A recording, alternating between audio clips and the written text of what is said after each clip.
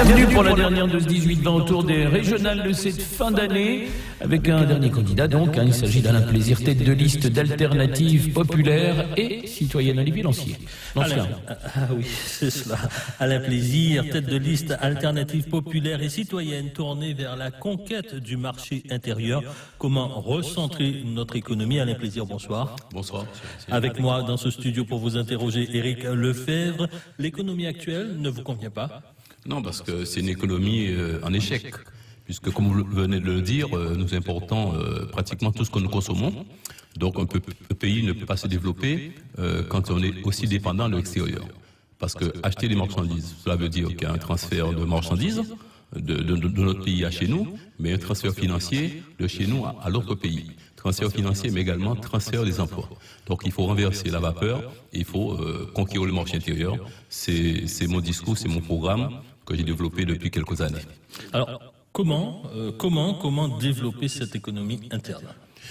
Déjà, il faut plusieurs conditions. La première condition, c'est qu'il y ait une agriculture performante. Donc, il faut faire en sorte que la région doit aider les producteurs agricoles à travers des aides directes, à travers la formation.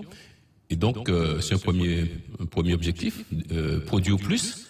Ensuite, il faut protéger cette production, puisque cette production est un but à concurrence extérieure. Donc, il faut à la fois produire, mais ça ne suffit pas. Nous l'avons vu maintes fois. Nos producteurs, je prends un exemple très précis, à Marie-Galante, on fait des pois d'Angole. Assez rapidement, les producteurs ont été éliminés parce que les importateurs ont fait venir des pois d'Angole, de Saint-Domingue ou de Jamaïque. Donc, il faut protéger. Et il faut produire, il faut protéger. Si on protège trop nos frontières et notre marché intérieur, Alain Plaisir, est-ce qu'on risque pas également de se fermer des portes en termes d'exportation? Non, parce que... De manière réciproque, ceux qui vont être frappés par des taxes supplémentaires pourraient dire, voilà, puisque c'est comme ça, nous aussi, on va... Par exemple, à l'image des fameuses negative lists chez nos voisins de la Caraïbe. Oui, alors, poser une question de fond, mais en réalité, alors déjà, on ne produit pas pour exporter, sauf deux cultures d'exportation, la banane et le sucre, la canne qui donne du sucre, mais vous savez que la production de sucre est en chute libre, puisqu'on a produit jusqu'à 167 000 tonnes de sucre dans les années 60, et là, on arrive péniblement à 50 000 tonnes. Donc, on produit juste pour le marché français. Et la banane aussi est en déclin. Donc les autres cultures, on n'en a pas. À part le melon, culture de contre-saison, on n'a pas beaucoup de possibilités d'exporter. C'est pour cette raison que je développe l'idée, comme nous avons des difficultés à être concurrentiels sur le marché extérieur, soyons compétitifs sur notre propre marché, parce que notre marché, il est solvable, puisque nous achetons, nous payons, nous avons les moyens de payer les marchandises que nous consommons, donc solvable. Et ensuite, ce marché est important, puisque nous consommons 700 millions de produits agricoles et agroalimentaires. À titre, pour avoir une idée, qu'est-ce que c'est 700 millions? Le budget normal de la région, sans emprunt, c'est 500 millions. Donc si vous arrivez à récupérer ne serait-ce que 300 millions de ces produits importés, on pourrait créer des richesses et créer de l'emploi. Donc c'est pour cette raison. Alors est-ce qu'on va nous taxer? Non, parce qu'il y a des règles internationales. Prenons l'exemple de l'Europe. Nous sommes dans l'Union européenne, qui est basée sur la libre circulation des marchandises et des capitaux. Donc on ne peut pas taxer notre production. Mais nous, on a la chance, pour moi c'est comme une chance toujours, c'est qu'on a une taxe locale qui n'existe que dans les DOM, les 4 DOM, c'est l'octroi de mer qui peut permettre de protéger relativement nos productions. Vous avez, et vous le présentez ainsi, un programme, une vision, un projet pour la Guadeloupe. On a parlé de l'agriculture, c'est un des piliers, puisque votre programme, vous l'articulez autour de 5 grands piliers. Le premier, c'est la terre, on a donc parlé de l'agriculture. Et puis ensuite, il y a les hommes, on va en parler, mais tout d'abord, le soleil, la mer et l'eau. Là, c'est pour surfer sur la vague verte. Non, c'est pas une mode, ce sont des idées que je développe depuis des années. Vous avez eu l'occasion de lire mon livre Conquête du marché intérieur, paru en 2008.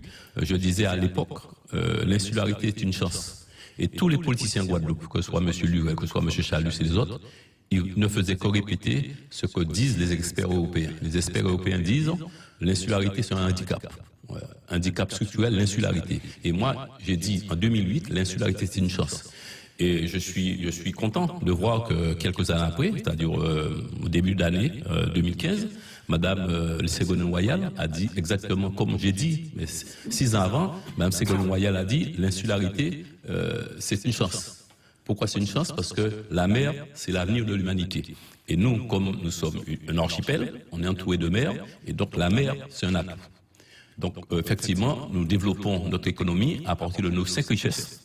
La terre, donc l'agriculture, l'élevage, tout ce qu'on peut faire au niveau de l'agriculture, c'est la mer, qui est un potentiel extraordinaire, parce que on peut faire de l'énergie avec la mer, on peut avoir des ressources biologiques, se nourrir, le poisson, les lambis, en fait tout ce qu'on a dans la mer. Enfin, ça devient compliqué avec la pollution, les zones interdites de pêche, le chlordécone. Oui, je sais. C'est pour cette raison que nous, moi, Alain Plaisir, tête de la liste, depuis quelque temps, je développe l'idée de la zone économique exclusive. La zone économique exclusive, ça va au-delà de la zone côtière, parce que nous, on a considéré que la mer, pour nous, c'est le littoral, qu'on peut voir comme ça. La mer, c'est la zone économique exclusive, c'est 90 000 km². Ça veut dire 370 km à partir des côtes. Donc ça veut dire qu'on peut aller pêcher très loin. Et nous, aussi pas, et moi personnellement, je revendique l'île d'Avès pour agrandir notre zone économique qui pourrait doubler, qui pourrait avoir 180 000 km². Des pulsions impérialistes à l'intérieur? Non, c'est pas des pulsions impérialistes, c'est simplement nous revendiquons ce que nous avons droit. Parce que l'île d'Avès a appartenu à la Guadeloupe jusqu'en 1980. C'est François Mitterrand qui a... C'est François Mitterrand, 1980. Voilà. Et le décret est sorti avec son successeur, M. Giscard d'Estaing. Et nous avons fait des démarches auprès du gouvernement, on a écrit au président, on a écrit d'abord aux parlementaires, parce qu'on respecte quand même les formes, même si on n'a pas énormément de considération pour ces parlementaires, mais on a quand même écrit aux parlementaires, sénateurs et députés, aucun n'a répondu.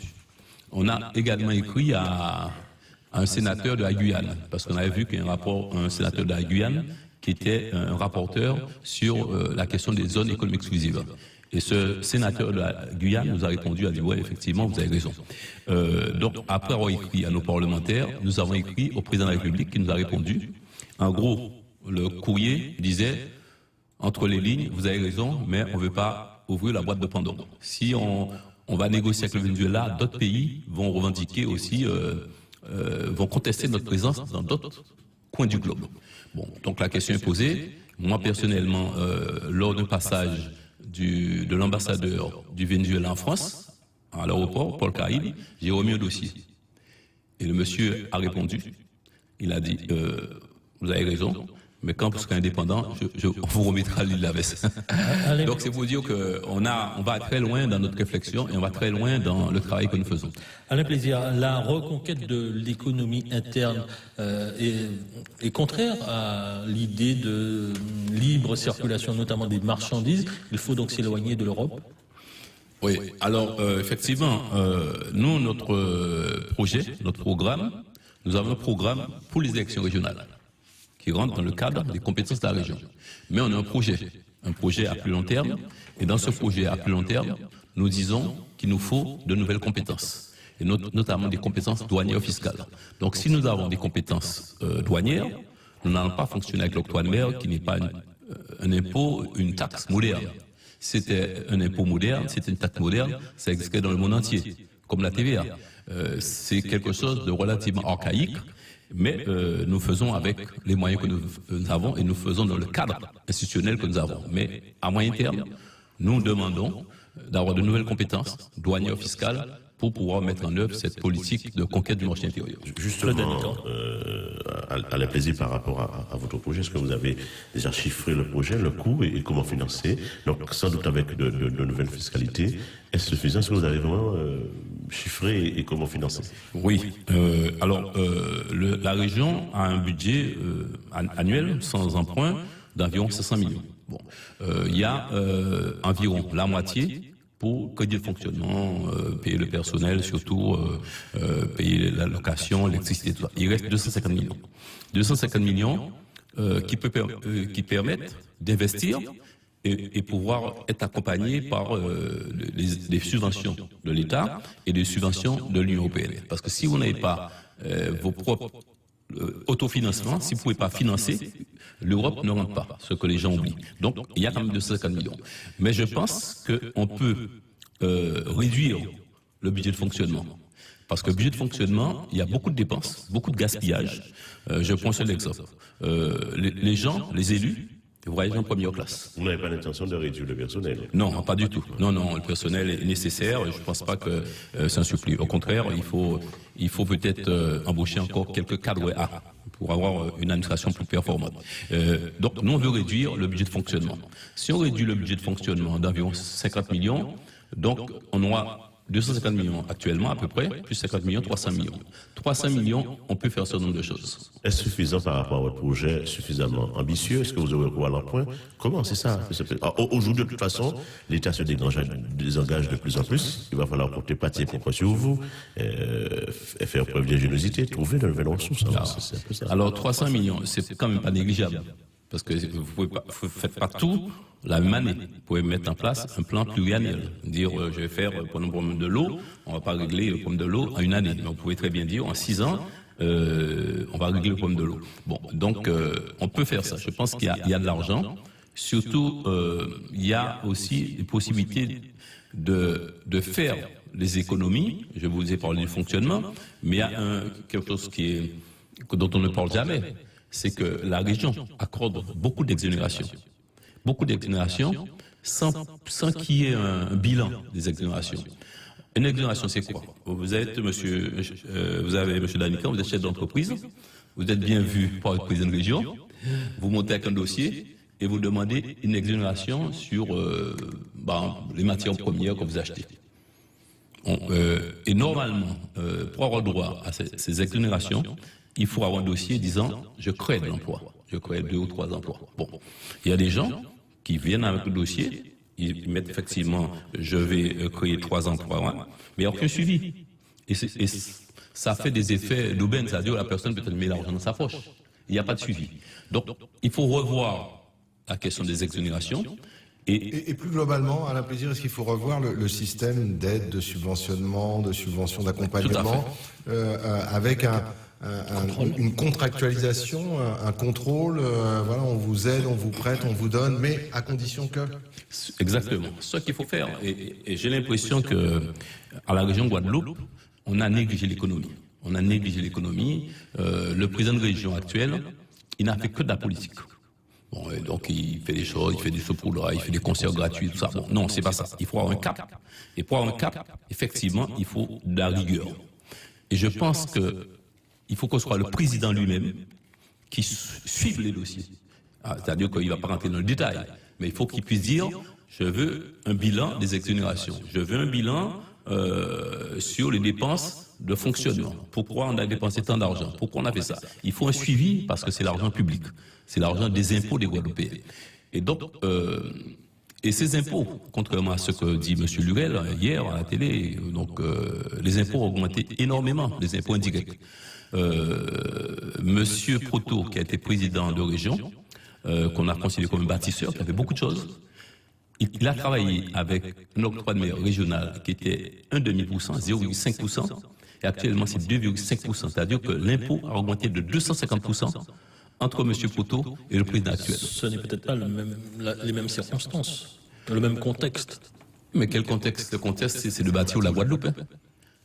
Monsieur Proto, il a fait des lycées, il a fait Vélodrome, il a fait tout ça. Bon, parce qu'il a considéré qu'il fallait bâtir la Guadeloupe. Mais si vous voulez faire de la politique politicienne, au lieu de bâtir la Guadeloupe, vous faites des opérations de clientélisme, quoi. Vous allez aider par-ci, par-là, vous allez pousser du haut des mers, vous allez permettre à un maire de faire une piste en tartan, même si dans la commune à côté, il y a une piste en tartan déjà. Non, il faut considérer que la Guadeloupe n'est pas un pays riche, bien au contraire, il faut faire des économies. Nous, on dit que si nous sommes à la région, si nous avons le pouvoir, nous n'allons pas voyager en première classe. Il n'y a aucune raison de voyager en première classe. Nous ne disons pas que nous allons voyager, on ne va pas faire les démagogues, on va voyager dans la classe économique, mais la classe intermédiaire qui coûte beaucoup moins cher et ça permet de faire des économies par-ci, par-là. Donc c'est avec les économies, M. Danican, nous n'allons pas augmenter les impôts, nous allons simplement faire en sorte que l'argent rentre mieux. Et vous pensez très sincèrement, monsieur Plaisir, que l'économie, vous allez faire uniquement sur les voyages. C'est-à-dire qu'on voyage à 4 à 5 fois par mois, alors ce serait... J'ai pas dit uniquement sur le voyage, mais c'est quand même pas négligeable. Pas négligeable. Parce que c'est peut-être plus que 4 ou 5 fois. Parce qu'il y a énormément de voyages, d'études, des voyages par-ci, par-là. Ne serait-ce que la route du Rhum l'an dernier, il y a énormément de gens qui ont voyagé et qui n'ont rien à faire à Saint-Malo. Donc, il faut considérer que le pays est pauvre, il faut que les élus se comportent modestement. Pas aller dans des hôtels à 500 ou 600 euros la nuit.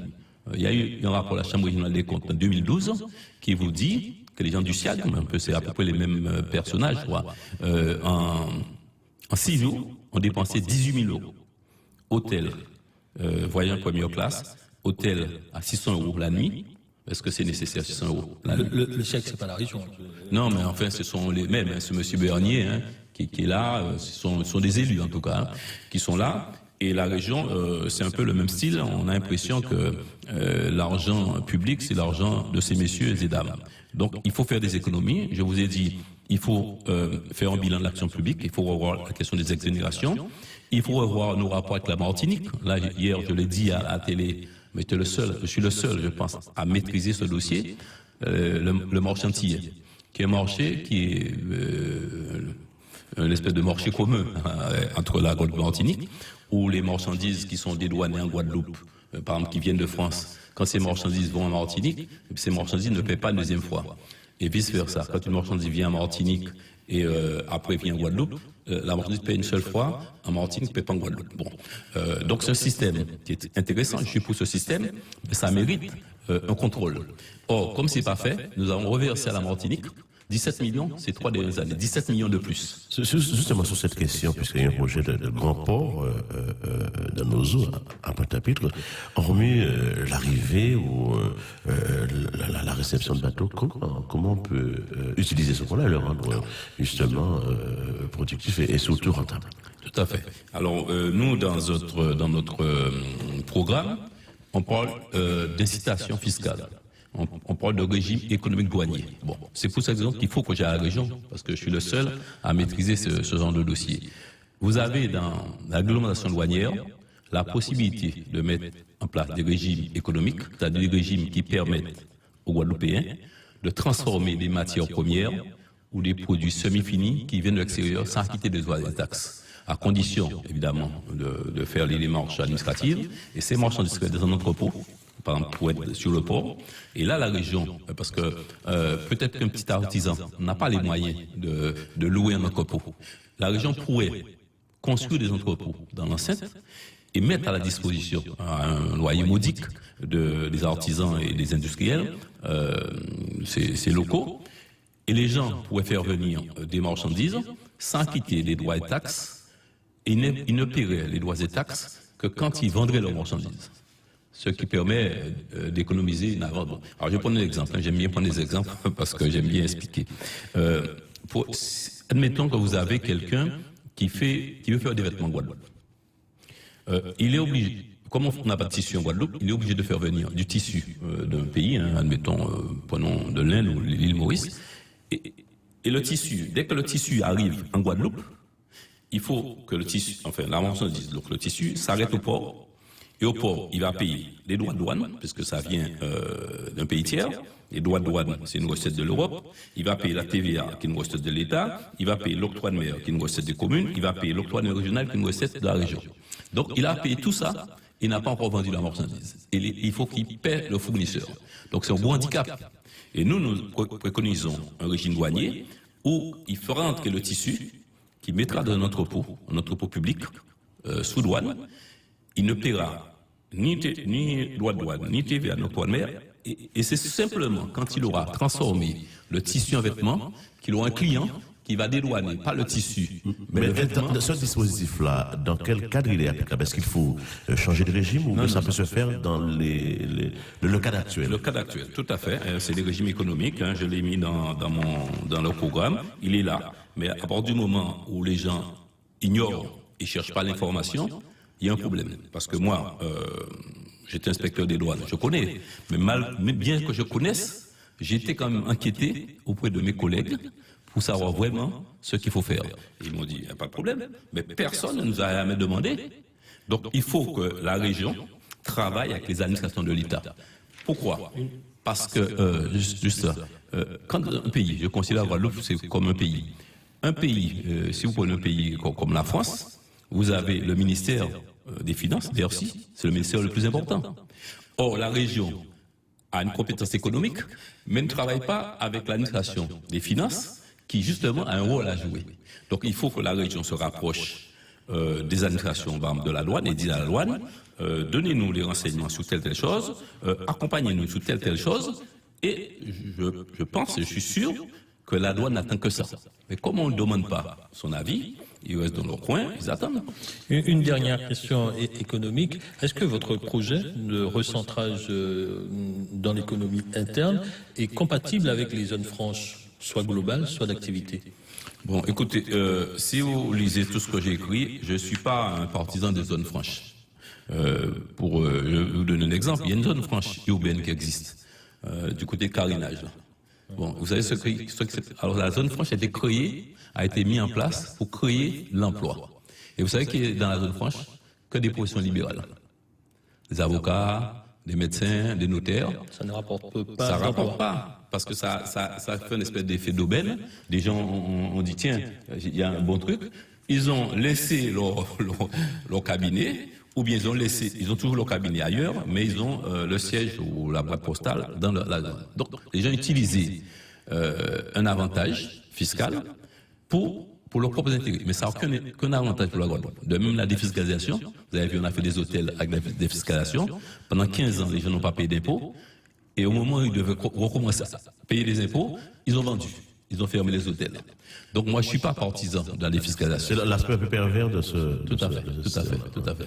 Alain Plaisir, puisque vous évoquiez les zones franches et un secteur géographique particulier, à Pointe-à-Pitre, intéressons-nous à l'harmonisation du territoire ou l'aménagement du territoire.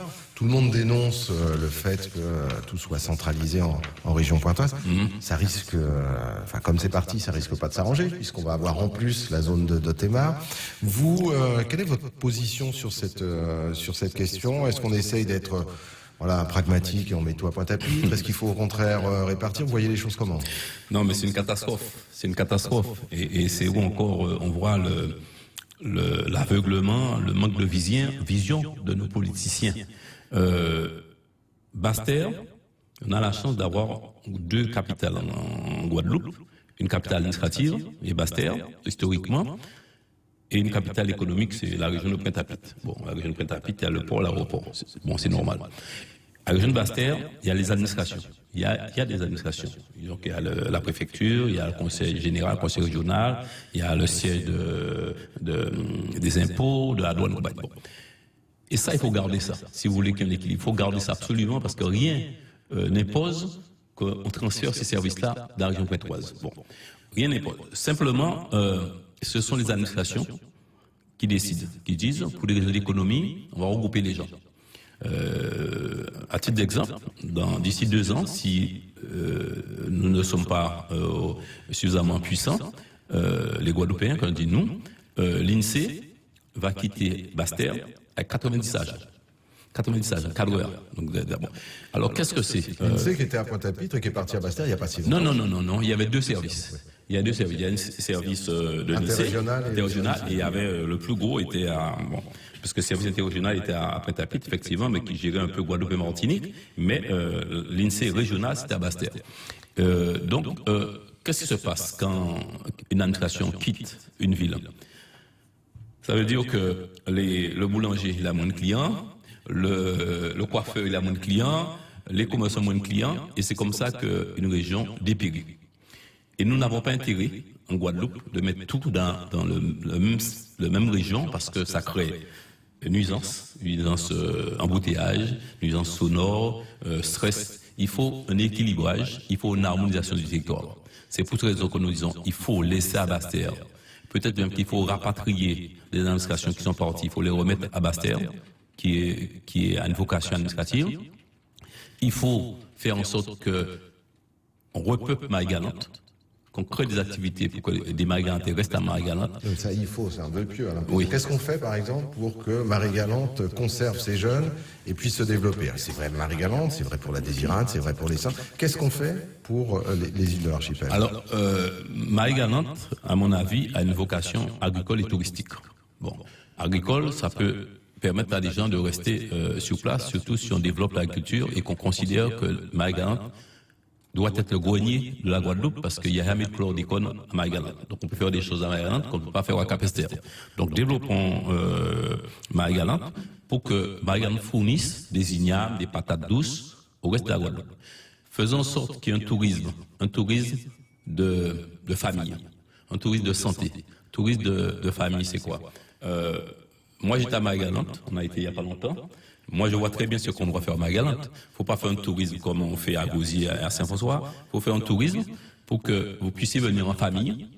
Et si vous avez des enfants de 14 ans, 12 ans, 13 ans, vous vous déplacez dans l'île à bicyclette. Très sympathique, monsieur, madame et les enfants à bicyclette. Mais il faut qu'il y ait des pistes cyclables. Je n'en ai pas vu à Marie-Galante. Il faut faire des pistes cyclables. Il faut aussi faire qu'il y ait un transport aérien à Marie-Galante. Moi, personnellement, je ne peux pas aller à Marie-Galante avec ma femme ne supporte pas le bateau.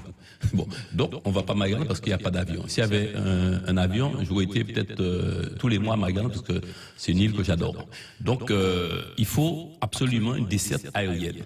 Il faut un tourisme qui fasse venir des gens d'ailleurs, mais qui fait venir des gens de Guadeloupe. Parce que l'argent n'a pas de couleur. Qu'un restaurateur ait l'argent d'un Suisse, ou qu'il ait l'argent d'un Bastérien, c'est pareil. Donc, il faut faire en sorte qu'il y ait une desserte aérienne pour les îles. Marie-Galante, aussi terre de haut, terre de bas. Désirade aussi. Il y a quelques mois, en France, le grand débat, c'était le patriotisme économique. Vous revendiquez un patriotisme économique guadeloupéen? Oui, bien sûr, mais pas comme certains, parce que le Front National parle de patriotisme. Non, on est à la fois pour que la Guadeloupe se développe. Et pour que la Guadeloupe se développe, il faut qu'il y ait des conditions. On prend l'exemple du poids d'Angole que bientôt il va falloir en acheter.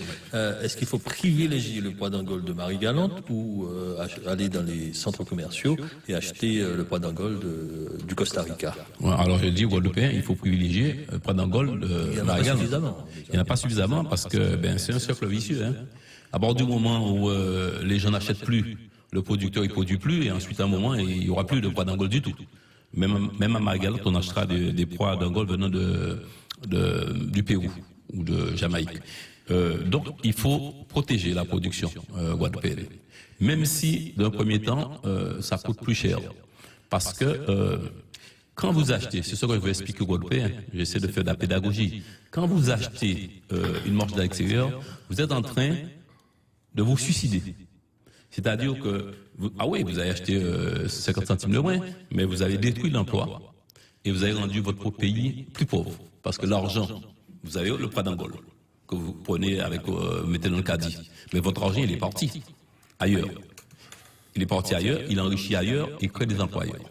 Donc, il faut qu'on puisse. Alors, c'est vrai qu'il y a des gens qui sont à 50 centimes près. Je ne peux pas le nier. Donc, mais en tout cas, il faut aller dans ce sens-là. Il faut dire aux Guadeloupéens, achetez Guadeloupéen, produisons Guadeloupéen et achetons Guadeloupéen. C'est une question de survie. Nous restons encore quelques minutes. J'aimerais quand même aborder avec vous, M. Plézieux, la question de l'évolution statutaire du pays. C'est vrai que certains sont frileux et avancent à papoter et pensent que les Guadeloupéens ont été consultés en 2003 et que la question est réglée, même si on constate depuis la décentralisation et depuis 2003. Et dans les différentes réformes, on a un peu bougé. Donc, sur cette question-là, quel est votre projet, quelle est votre vision de la chose? Alors déjà, je dirais que les gens qui disent qu'en 2003 on a été consulté sont relativement malhonnêtes, intellectuellement en tout cas, parce que nos voisins en Martinique ont été consultés en même temps que nous. Ils ont dit non. Ils ont été consultés une deuxième fois, récemment, ils ont dit oui. Donc ça veut dire que rien n'est figé. Les Guyanais, c'est pareil. Ils ont dit non et maintenant ils ont dit oui. Donc il ne faut pas considérer que parce qu'on a dit non en 2003, que c'est non éternellement. Il faut reposer le débat, expliquer à la population, peut-être prendre le temps, un vrai débat comme vous le faites, mais peut-être 6 mois en amont pour expliquer les enjeux. Parce que les gens en 2003 on a fait croire aux gens que s'ils votaient pour une collectivité unique, c'est ça, hein? Bon, ils n'allaient plus être français, ils avaient peur de l'allocation familiale, tout ça. Et les gens ont cru ça, parce qu'il n'y a pas eu suffisamment de débat. Or, même à Saint-Martin, qui est dans l'ordre 74, ils sont toujours français. Ils ont même des choses qu'ils n'avaient pas avant. Ils ont un préfet pour les îles du Nord qu'ils n'avaient pas, ils ont un député qu'ils n'avaient pas, ils ont un sénateur qu'ils n'avaient pas, ils ont toujours les lycées, ils ont toujours des écoles, ils sont français. Donc, à 100%. Donc, il faut mettre le débat et expliquer à la population, simplement, toutes les régions, toutes les îles au monde sont autonomes. Ou s'ils sont pas autonomes, il y a une forme d'autonomie comme les Açores, bon. Et même la Corse va voter avec nous, mais une élection pour la collectivité corse, parce qu'on a pris en compte les particularités de la Corse. Donc nous disons qu'il faut recommencer le débat, il faut reconsulter la population, mais avec un débat qui permettra que le choix soit fait en toute connaissance de cause. Un dernier mot avant de vous laisser la parole pour conclure. Alain Plaisir, sur le cumul des mandats, vous avez une position, je vais presque dire radicale, il ne faut pas exagérer, puisque c'est un terme qui est en ce moment un peu délicat, mais une position ferme. C'est ah oui, un homme, une femme, ouais, exactement. Une femme, un homme, un mandat. Pourquoi nous sommes pour ça? Vous avez constaté que moi, je ne vais pas d'autres élections. Je ne vais pas être maire, je ne vais pas être député, je ne veux rien. Je considère que, comme ça se fait dans certains pays, on ne peut pas avoir plusieurs mandats parce que les choses deviennent de plus en plus complexes. Vous avez parlé de la fiscalité, vous avez parlé de la mondialisation. Les choses deviennent de plus en plus complexes et vous avez tellement de choses à comprendre que vous ne pouvez pas faire. Vous ne pouvez pas être maire, ensuite après prendre l'avion, aller à Paris. Bon, non, c'est pas. Il faut vous consacrer un seul mandat. Donc je suis pour un homme, un mandat. Et nous nous battons pour ça. Et nous sommes même pour que la parité aussi, totale. Alain Plaisir, nous arrivons au terme de cette émission. Vous avez un peu plus d'1 minute 30 pour expliquer aux Guadeloupéens votre projet et pourquoi voter pour vous. Ben, je dis aux Guadeloupéens, le changement, c'est nous, c'est la liste alternative populaire et citoyenne, conduite par Alain Plaisir, parce que les 3 favoris des sondages, c'est comme si on parlait de blanc bonnet, bonnet blanc, ce sont exactement les mêmes politiciens qui ont été au pouvoir, qui sont au pouvoir, qui n'ont rien changé, qui ne sont pas capacités de changer les choses. Donc si vous voulez que les choses changent, votez pour la liste alternative populaire. Nous sommes les garants, nous sommes les seuls garants d'un changement qui est véritablement indispensable pour la Guadeloupe. Voilà, merci Alain Plaisir. C'est la fin de cette émission. C'est aussi la fin d'ailleurs de nos entretiens avec le candidat du premier tour. On se retrouvera la semaine prochaine. Déjà demain matin pour la page régionale. Dès demain matin. Voilà, et rendez-vous donc les 6 et peut-être 13 décembre pour un second tour. À vous d'élire le futur président ou la future présidente de région. Vous n'avez pas le micro, oui. La journée de vote de dimanche, donc pour le premier tour, le 6 décembre, c'est bien sûr à suivre tout au long de la journée et toute la soirée sur Guadeloupe Première. Voilà, j'imagine comme pour coutume un point à la mi-journée de participation et le matin. Eh oui. D'accord. Ouverture toute la journée. Merci beaucoup pour votre remarque, Claude Danican. Avec les résultats d'analyse, entretien, voilà. Voilà, 10 candidats en lice, 10 candidats.